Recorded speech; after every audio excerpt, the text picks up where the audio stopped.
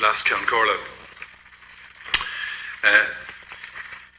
Two big tomes with coloured covers were distributed to the House yesterday by the respective Ministers of Finance and Public Expenditure. You've really got to fight your way through it. And headline figures that should have been really at the introduction are buried in the case of the finance budget,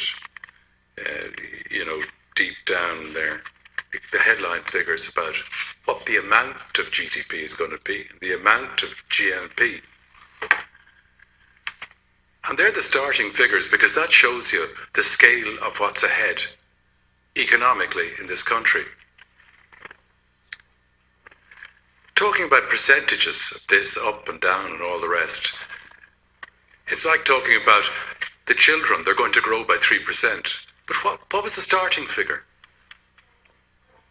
So it's a bad and confusing place to be.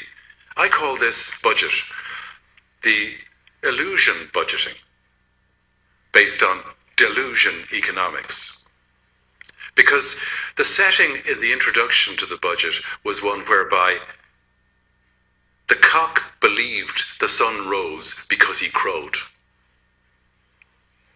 That's what the government believe, that everything is right because of what they did.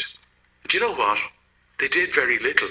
In fact, they made life very difficult for an awful lot of families. I estimate about 1.5 million families.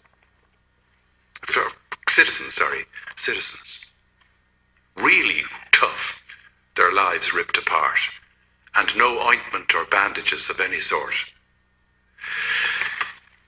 The budget shows that the government, Fine Gael and Labour clearly favour Ireland's better off.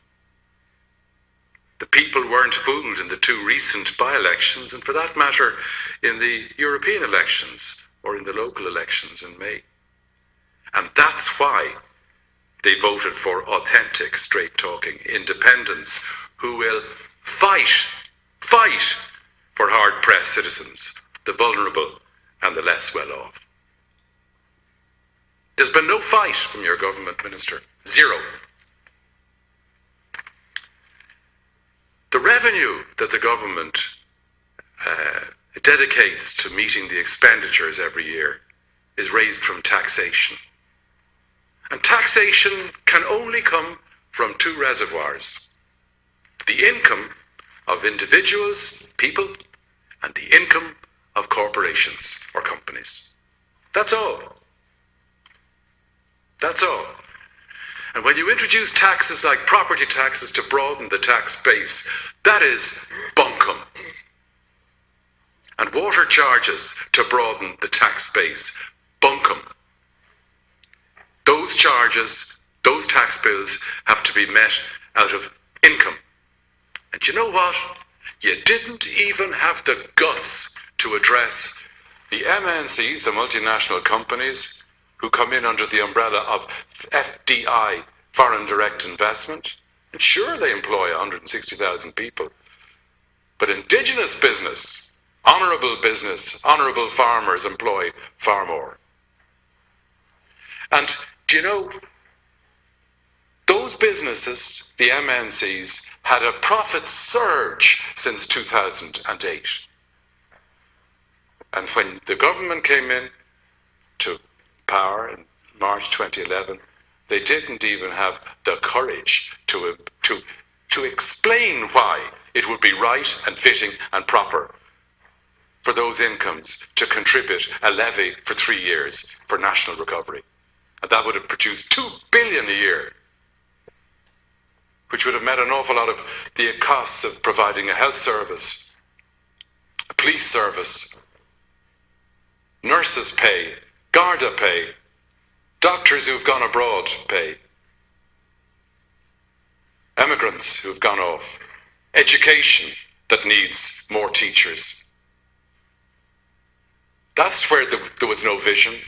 That's where there's cowardliness. Financial resolution number 3 sounds like some sort of nice wine to drink or perfume. For those 1.5 million people, it's not. It's acid It's pain. Because their position hasn't changed. Look at it, the figures. The realities are housing. People without houses. Do you know how many people were sleeping rough on Grafton Street last Wednesday? Michael, the vendor of the newspapers, who starts work early, can tell you, he counted them, 40. They're the realities. Distributive economics, if you read the worthwhile studies by worthwhile economists and financial people who understand these things, will show you that it works. Distributive economics. And instead, I don't know where you get it from. The ESR says, we're not getting more unequal. We are. It's obvious. The ownership of capital is in narrower hands, and capital is the only thing that's grown. Incomes, have you not noticed? They've gone backwards, including in here, including the staff in here, including everybody. But corporates haven't. And the debt, that is the greatest embarrassment to me, that you were gutless. This day last year, Minister Schäuble in Germany had the audacity and the temerity on the day that our Minister of Finance was introducing a budget to say that there wouldn't be sharing of losses, mutualisation, or as you call it, retrospective bank capitalisation. That's a rubbishy term. What it should be is the elimination of losses in one bank at 32 billion, which have been put on the people of Ireland. That's wrong. And I salute people like Dermot O'Flynn, who very nearly also got a European seat on a shoestring budget, for his honesty, his persistence, and his clarity of thought, who understands better than the people in the opposite benches what the promissory note was, the promissory bonds are. They should be torn up. They are odious losses. Thank you, Deputy. Not even debt.